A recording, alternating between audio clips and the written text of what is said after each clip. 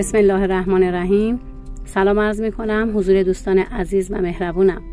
انشاءالله که لحظه لحظه زندگیتون سرشار از عشق و مهربونی باشه. در خدمت شما هستم با پارت سوم عشق کمی آن طرفتر. 2 روز بعد وقتی از خواب پا شدم، مامان‌ها یه سوپ خیلی خوشمزه درست کرده بودن. بعد از خوردن سوپ حالم جا اومد. کنار جنگل و رودخونه، صدای شرشر آب و سر و صدای پرنده ها حس خیلی خوبی داشت. چند تا از پدرها 2 تنه بزرگ درخت رو روی قسمتی از رودخونه که عرض کمی داشت انداخته بودن تا بتونیم به اون طرف رودخونه بریم و قارچ و تمش جمع کنیم. چند نفری خوشحال و شادان مشغول جمع کردن تمش بودیم که یه سگ وحشی از پشت بوته ها در اومد و به سمت ما پارس کرد. من جیغ زدم و فرار کردم. صدای مردها رو میشنیدم که صدام میزدن از این طرف بیا، از این طرف بیا. ولی من همچنان میدویدم، نمیدونم کدوم طرف رو میگفتن. و یه دفعه از یه سرازیری سر خوردم و داخل شاخ و برگ‌های خشک غلتیدم و بعد احساس کردم صورتم گرم شد.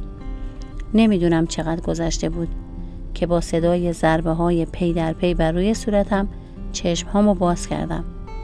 اول کمی چشمم تار بود، ولی 1-2 دقیقه بعد همون آقایی رو دیدم که کنار رودخونه به من سنگ پرتاب کرد. عصبانی شدم. دلم نمیخواست کمکم کنه تا اومدم بلند بشم که درد شدیدی توی پهلوهام و کمرم احساس کردم. بعد اون گفت شما پرت شدین خانم و صدمه دیدین. میتونم کمکتون کنم؟ من رمی هستم. دستش رو دراز کرد و دست منو گرفت و با دست دیگه از زیر کتفم گرفته بود و کمک کرد تا بلند شدم. خوشبختانه پاهام کاری نشده بود. فقط شاخه‌های خشک بدنم و صورتم رو خراشیده و خونی کرده بود. چند قدمی راه اومدم و پرسیدم بچه‌ها و خانواده‌ها کجا رفتن؟ کسی صدمه ندید؟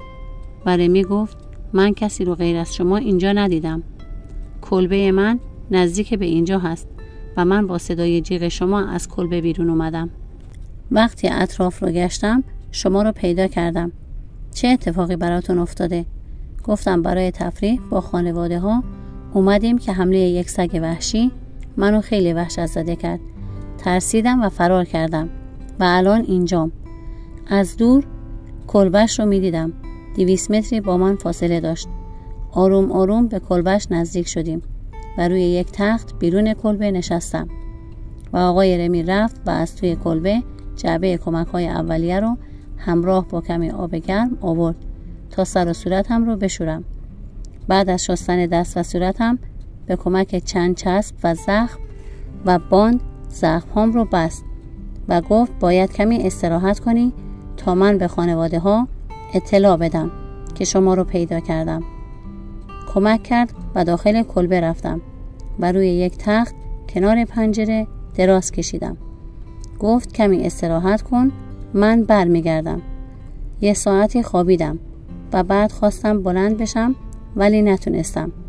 بدنم سرد شده بود و همه اعضا و جواره هم درد میکرد. 2 ساعتی از ظهر گذشته بود که دیدم آقای رمی برگشت و گفت به خانواده ها گفتم بدون شما برگردن، چون شما آسیب دیدین و باید استراحت کنین تا مطمئن بشیم که شکستگی یا در رفتگی در اعضای بدنتون نداشته باشین. بعد یه پماد مسکن از جعبه کمک ها آورد و گفت آروم هر جا از بدنت که درد داره رو چرب کن. اما من نمیتونستم تکون بخورم. گفتم ببخشید ولی خیلی درد دارم و نمیتونم تکون بخورم.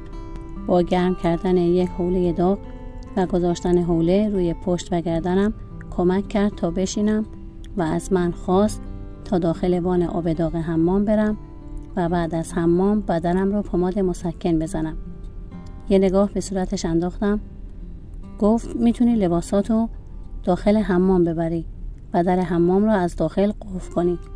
یه سبد آورد و حوله و یه پیرهن و شلوار از خودش گذاشت داخل سبد و گفت حالا میتونی بری. اگه دوش نگیری بعداً برات خیلی سخت میشه.